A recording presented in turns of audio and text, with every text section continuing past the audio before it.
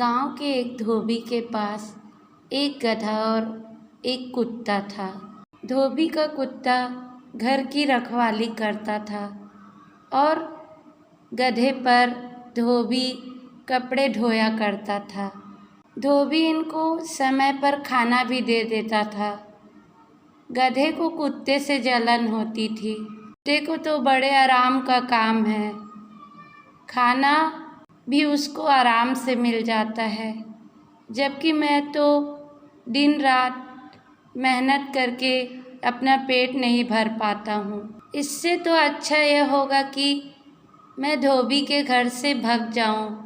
फालतू में इतनी मेहनत यहाँ करते पड़ा हूँ।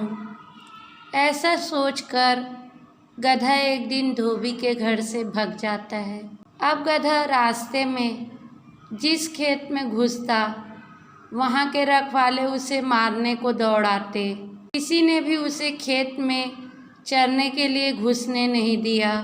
अब गधे को चलते हुए रास्ते पर एक शेर की खाल मिली। गधे के दिमाग में एक आइडिया आया। उसने उस खाल को ओढ़ लिया और खेत की तरफ चल दिया।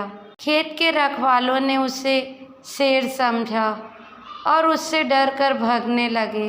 अब गधा मस्त हो खेतों में चरने लगा। गधा मन ही मन अपनी चालाकी पर खुश हो रहा था। उसे बिना काम किए ही खाना मुफ्त में मिल रहा था। इस तरह कुछ दिन बीत गए। गधा अब काफ़ी मोटा ताजा हो गया। एक दिन गधा किसी खेत पर चर रहा था। उससे कुछ दूरी पर ही दूसरे गधे की रेंकने की आवाज़ से वह भी रेंकने लगा। गधा भी अपनी जाति भाई बंधु को देखकर मस्ती में जोर जोर से रेंकने लगा, नाचने लगा।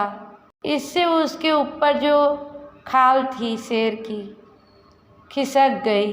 अब एक शेर से गधे की आवाज़ सुनकर गांव वालों को आश्चर्य लगा, लेकिन गौर से देखा जब गांव वालों ने तो देखा कि यह गधा है जिसने शेर की खाल ओढ़ रखी है।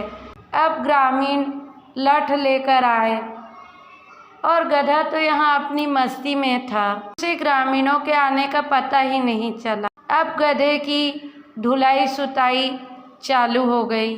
ग्रामीणों ने उसे इतना पीटा कि उसे अधमरा कर दिया। थोड़ी देर बाद जब गधे को होश आया तो उसे अपनी भूल का एहसास हुआ और वह पश्चाताप करने लगा।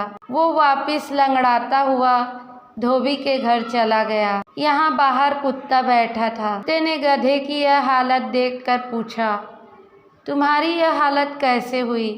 गधे ने अपनी सारी कहानी कुत्ते को सुना दी। कुत्ता बोला, केवल शेर की खाल पहन लेने से कोई शेर नहीं बन सकता। शेर बनने के लिए हिम्मत, बहादुरी और बल चाहिए। तुम्हें मुफ्त के चक्कर में नहीं पड़ना है, कभी किसी को धोखा नहीं देना है।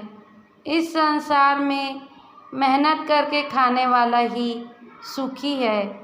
तुम भी मेहनत करके खाते तो तुम्हारी आज यह हालत ना होती।